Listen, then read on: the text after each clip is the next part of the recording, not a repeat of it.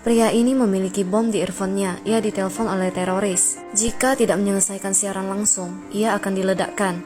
Bagaimana ia bisa melarikan diri? Alex adalah pembawa acara radio yang sedang melakukan siaran langsung. Tiba-tiba ia menerima telepon yang tidak penting. Ia pun meminta direktur menutup teleponnya. Akan tetapi, penelpon mengancam akan meledakkan jembatan Sungai Han. Alex yang mendengar hal ini mengira penelpon sedang bermain-main. Tetapi tiba-tiba, ia mendengar suara ledakan. Jembatan Sungai Han benar-benar diledakkan. Ia pun sangat terkejut. Lalu penelpon berkata ia akan menelponnya lagi nanti. Ia pun dengan cepat memilah informasi. Ketika kata-kata itu sampai ke telinganya, ia membuat keputusan gila. Berencana menghubungi si pembunuh lalu disiarkan secara langsung. Tetapi ia dilarang masuk ke stasiun TV. Jadi ia sekarang berada di kehidupan yang rendah. Maka dengan berita ini dapat merubah hidupnya. Dengan kesempatan ini ia pun langsung melamar dari siaran radio ke siaran TV. Alex pun mencukur kumis, memakai dasi, menata rambut, dengan percaya dirinya merencanakan dengan wakil direktur mengekspos si pembunuh agar ia menyerah. Setelah mengetahui akan disiarkan secara langsung, pembunuhnya setuju. Tetapi ia meminta mereka membayar sendiri biaya pertunjukan 2.179.245.000 won. Agar tidak direbut stasiun TV lain, wakil direktur tidak ragu mengirimkan uang. Lalu Alex akan dikembalikan ke stasiun TV. Semuanya siap, Alex melakukan dialog dengan si pembunuh. Ia bilang ia adalah pekerja konstruksi di jembatan Sungai Han. Karena menjadi tuan rumah, mereka membangun jembatan Sungai Han dalam semalam. Tetapi 3 pekerja jatuh ke sungai. Karena tim penyelamat belum datang, mereka pun meninggal. Setelah itu bukan hanya tidak menerima kompensasi, tidak juga menerima permintaan maaf. Ia mengatakan mereka harus mengganti rugi biaya kinerja 2,1 miliar won. Lalu, ia juga ingin presiden datang ke ruang siaran untuk meminta maaf secara langsung. Dihadapkan dengan permintaan yang luar biasa, Alex menolak. Ini membuat si pembunuh tidak senang. Wakil direktur pun menghentikan siaran langsung. Kemudian ia menggantikan Alex dengan seorang penyiar wanita. Pembunuh terus mendesak agar presiden datang. Jika tidak, ia akan meledakkan bom lainnya. Lalu penyiar wanita ini juga terus menolak, tetapi tiba-tiba Alex kembali ke siaran dan terhubung padanya. Mencoba membujuk si pembunuh, tetapi ia tidak mengetahui bahwa earphone-nya juga ada bom. Di telinga Alex ada bom. Jika memberitahu orang lain atau meninggalkan kursi, bom akan meledak. Jadi, Alex hanya bisa terus melanjutkan siaran langsung. Ia bertanya mengapa memilih mengancam presiden. Pembunuh mengaku karena Alex presenter terbaik. Ia memiliki pengaruh yang kuat sehingga bisa mengundang presiden untuk meminta maaf. Karena Alex memperhatikan keselamatan orang-orang yang terjebak, ia menunda siaran langsung sehingga bom kedua diledakkan. Jembatan dibagi menjadi 3. Pria di tengah menjadi sandera si pembunuh. Untuk menghindari lebih banyak korban, Alex pun berkonsentrasi pada siaran langsungnya. Pembunuh meminta Alex segera menelpon presiden.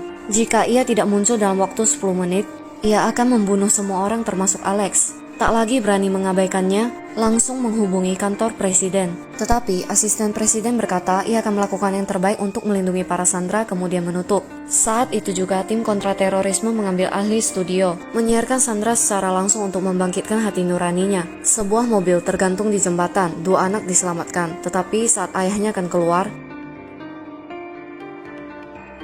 melihat itu, si pembunuh tidak peduli. Ia bersikeras untuk meminta presiden datang dan meminta maaf. Sudah 10 menit, tetapi yang datang bukan presiden, melainkan badan kepolisian negara. Ia tidak meminta maaf, sebaliknya menunjukkan foto putranya. Kami akan memberitakan tentang anakmu. Tutup mulutmu itu. Kamu pasti akan segera kami tangkap. Kepala kepolisian itu langsung dibunuh. Tidak tahu bagaimana si pembunuh melakukan sesuatu pada earphone. Semua orang ketakutan akan ledakan yang tidak diketahui. Tiba-tiba telinga kiri Alex berbunyi, seperti panggilan bangun untuk patuh. Ia pun melanjutkan siaran langsung, kemudian membersihkan noda darah di meja. Menenangkan diri, telepon berbunyi. Wakil direktur menelpon presiden tidak akan datang. Yang harus dilakukan adalah tidak berkompromi dengannya. Memaksa si pembunuh meledakkan kemudian membunuh beberapa orang, tunggu sampai polisi datang. Saat ini berakhir maka akan disiarkan secara langsung. Tim kontra terorisme sangat menentang saran wakil direktur. Ia meminta Alex menenangkan si pembunuh agar tidak melakukan tindakan yang lebih agresif. Alex pun mematuhinya. Ia berbohong ke si pembunuh, para sandera harus aman, maka presiden akan datang. Presiden juga sudah dalam perjalanan. Karena tidak melaksanakan perintah wakil direktur, demi peringkat ia memberitakan skandal Alex ke siaran langsung.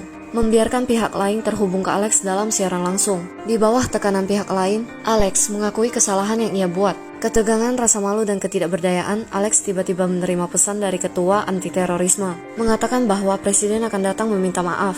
Berita ini seperti jarum paksa, biarkan Alex bekerja keras. Ia meminta melepaskan Sandra terlebih dahulu, tetapi si pembunuh menolak, ia enggan setuju.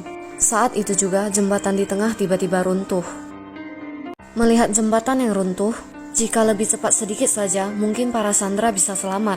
Tidak mau merasa dirugikan, kesedihan membanjiri hati Alex. Di depan kamera lagi dan lagi memohon tim penyelamat untuk mencari dan menyelamatkan. Ia menahan amarah lalu melanjutkan siaran langsung. Alex yang putus asa tiba-tiba menerima telepon, mengatakan telah mengunci lokasi si pembunuh di sebelah gedung radio. Pembunuhnya akan ditangkap oleh polisi. Disiarkan langsung juga di TV, siap untuk menyerang. Tim penyelamat juga mulai mencari korban di dalam air. Semuanya akan berakhir. Saat itu juga si pembunuh mengubah rencana polisi menjadi bayangan. Alex menyadari bahwa itu adalah jebakan. Ia berteriak keras berulang-ulang di telepon, ingin menghentikan aksi polisi tetapi sudah terlambat.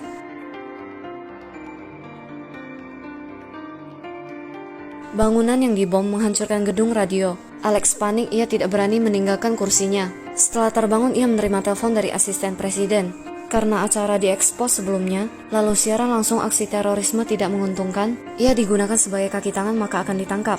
Saat itu, telepon berdering lagi, kali ini dari si pembunuh. Alex melihat panggilan datang dari stasiun radio, berarti pembunuh ada di gedung ini. Sebenarnya ia mengerti presiden tidak akan datang minta maaf. Ternyata bom di telinga Alex palsu, bom terakhir disembunyikan di stasiun TV. Ia akan datang ke siaran langsung membunuh Alex. Alex pun dengan cepat melepaskan earphone-nya, meninggalkan tempat duduknya setelah 1 jam. Tetapi ia tidak berencana untuk pergi, atur mesin dan mulai ulang siaran langsung.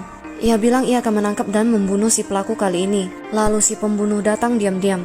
Ketika ia pergi ke ruang siaran langsung tidak ada orang. Ternyata yang ditayangkan bukan siaran langsung, tetapi untuk merekam video. Tombol siaran langsung sekarang aktif, wajah si pembunuh langsung terekspos. Alex bersembunyi di atas tiba-tiba terjatuh. Keduanya saling bertarung, tiba-tiba gedung bergetar. Pembunuhnya terjatuh, untungnya ia menangkap kabel. Baru sekarang Alex mengerti ia adalah anak dari pekerja yang meninggal. Tujuannya melakukan ini hanya untuk mendapatkan keadilan bagi ayahnya. Ia mengatakan ayahnya paling suka menonton acara Alex, karena ia melaporkan hal-hal yang benar. Hanya perkataan Alex lah yang ia percaya. Alex tiba-tiba bangun. Ia mengulurkan tangan, tiba-tiba si pembunuh tertembak. Ia pun melepas tangan Alex dan jatuh ke bawah. Peluru juga diarahkan ke Alex. Ia dianggap sebagai kaki tangan teroris dan harus dibunuh. Presiden akhirnya muncul di TV, klaim bahwa pelaku telah terbunuh. Demi keadilan rakyat, ia membuat keputusan ini. Alex melihat remote bom yang ditinggalkan. Ia mulai memahami motif pelaku. Pemerintah yang tidak peduli dengan keselamatan masyarakat, media tidak bermoral untuk meningkatkan peringkat, sama egoisnya dengan dirinya. Sebagai orang yang putus asa, sepertinya hanya ada satu pilihan,